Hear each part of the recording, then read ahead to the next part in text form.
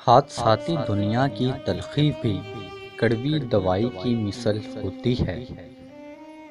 ہر وہ کام جو شریعت کے مطابق ہو عبادت میں شامل ہے۔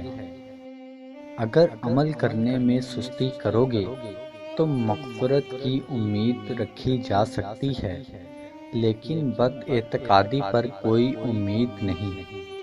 محبوب سے محبت کرنے کی وجہ سے محبوب کی ہر چیز سے محبت ہو جاتی ہے۔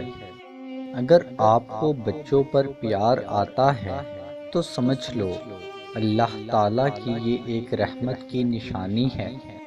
گناہ کے بعد ندامت ہونا بھی توبہ کے مترادف ہے۔ سب سے اچھی نصیحت یہ ہے کہ نبی کریم صلی اللہ علیہ وآلہ وسلم کی ہر بات مانو۔ عبادات ان اعمال کا نام ہے جو انسان کو اللہ سے ملا دے۔ کمزور پر حملہ کرنا بزدلی کی نشانی ہے۔ موت سے پہلے صرف یہ 3 کام کر لو، اللہ راضی ہو جائے گا: اعتقاد کی درستگی، جاننا اور عمل کرنا، سلوک طریق صوفیہ۔